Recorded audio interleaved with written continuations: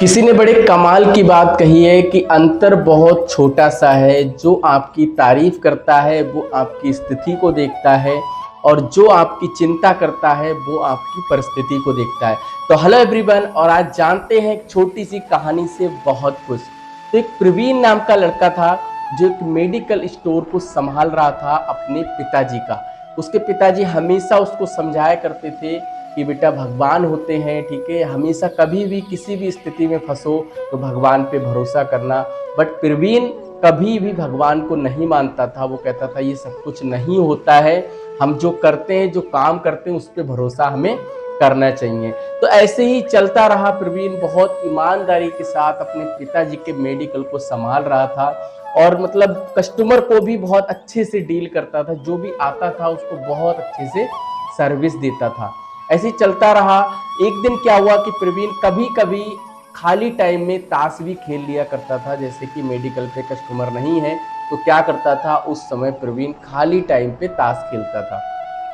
तो एक दिन प्रवीण अपने दोस्तों के साथ ताश खेल रहा था। बहुत तेज बारिश हो रही थी और उसी बारिश में क्या देखा प्रवीण ने कि शाम के टाइम पे एक लड़का आता है, ठीक है, रोता हुआ। और वो लड़का प्रवीण के मेडिकल पे आता है और आते आते बोलता है कि भैया मुझे दवाई चाहिए, मेरी मम्मी बीमार है। अब प्रवीण अपने दोस्तों के साथ ताश खेल रहा है बैठा हुआ, तो उसे उठने में बड़ा आलस लगता है कि यार कौन जाएगा इतने टाइम, ये कौन आ गया। लेकिन फिर भी वो जाता है और उस लड़के से पूछता है क्या हुआ। तो लड़का कहता है मेरी माँ बहुत बीमार है, मुझे दवाई दे दो, मुझे अपनी माँ को सही करना है। तो प्रवीण क्या करता है कि जैसे ही वहां से उठता है दवाई देने के लिए, ठीक है, दवाई देने के लिए जैसे ही हाथ बढ़ाता है वैसे क्या देखता है, लाइट चली जाती है। लेकिन प्रवीण वहां से एक शीशी को उठाता है और उस लड़के को दे देता है। कहता है जाओ इसको अपनी माँ को दे दो और तुम्हारी माँ सही हो जाएंगी। वो लड़का वहां से दवाई को लेकर निकल जाता है और प्रवीण फिर वहां से उठता है और अपने दोस्तों के साथ बैठ के ताश खेलने लगता है। थोड़ी देर खेलते खेलते क्या होता है कि बारिश रुकने का नाम नहीं लेती है। तो उसके दोस्त बोलते हैं कि चलो ठीक है प्रवीण, अब हम चलते हैं, ठीक है। तो उसके दोस्त वहां से निकल जाते हैं। जैसे उसके दोस्त निकलते हैं तो वो भी सोचता है कि यार टाइम हो गया, क्यों ना अब इस दुकान को, मेडिकल को बढ़ा दिया जाए। तो जैसे ही प्रवीण वहां से मेडिकल को बढ़ाने के लिए शटर को गिरा ही रहा होता है, उसी समय क्या देखता है कि लाइट आ जाती है। तो जैसी लाइट आती है तो उस प्रवीण की नजर उस टेबल पे पड़ती है जहां पर वो देखता है कि जो बोतल दवाई की मुझे देना चाहिए उस लड़के को वो मैंने नहीं दी। फिर दूसरी तरफ उसकी नजर पड़ती है कि मैंने उसको जो दिया है वो चूहे मार की दवाई थी, वो चूहे मार की दवाई थी। अब जब प्रवीण ने ये देखा, प्रवीण एकदम सन्न हो गया और अपना एकदम सर पकड़ के वहां पे बैठ गया। उसको कुछ समझ नहीं आ रहा था कि यार ऐसी स्थिति में अब मैं अब क्या करूं। वो लड़का कहाँ से आया, कौन था, मैं नहीं जानता हूं, लेकिन आज जो मेरे से क्या हो गया, मैंने मतलब उसकी माँ की जान ले ली। जो चूहे मार की दवाई प्रवीण ने दी थी, उसको अफसोस हो रहा था कि ये मैंने क्या कर दिया। फिर उसको अपने पिताजी की बात ध्यान आई कि बेटा जब भी ऐसी स्थिति में फंसो कि जहाँ पे कुछ भी समझ में ना आए, वहां पे सिर्फ एक शक्ति है और वो ऊपर वाला है, उस पर भरोसा करना। अब प्रवीण ये सोचते ही प्रवीण की नजर पड़ी कि उसने देखा कि उसकी दुकान में एक कान्हा जी का फोटो लगा हुआ है, कृष्ण भगवान का एक फोटो लगा हुआ है जिसपे धूल जम गई थी, जिस पे धूल जम गई।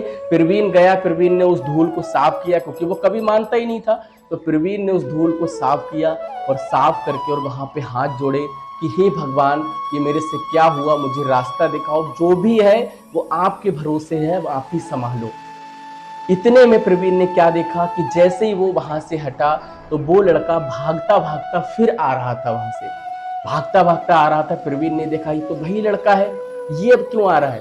तो जैसे ही वो लड़का प्रवीण के पास आया, बोला भैया मुझे ना फिर से वही शीशी दवाई चाहिए। तो प्रवीण बोला जो तुम लेकर गए थे उसका क्या हुआ। तो वो लड़का बोला कि बारिश बहुत तेज हो रही थी, मैंने जैसे ही घर में एंट्री किया, अंदर गया तो मैं फिसल गया और वो बोतल मेरे हाथ से छूट के नीचे गिर गई और टूट गई। मुझे फिर से वही दवाई चाहिए, लेकिन प्लीज भैया मेरे पास पैसे नहीं है, मुझे अपनी माँ को बचाना है, मुझे वही बोतल दो ना फिर से।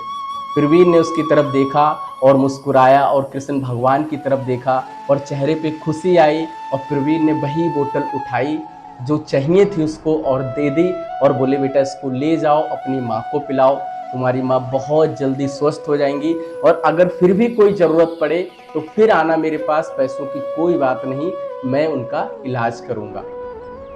ये देखकर लड़का वहां से चला गया उस बोतल को लेकर और प्रवीण वहां से उठा और फिर गया कृष्ण भगवान के सामने हाथ जोड़े, बोले हकीकत में भगवान होते हैं और जब भी हम कभी भी स्थिति में फंसे तो हमें इन पे भरोसा करना चाहिए। मेरे पिताजी सही कहते थे।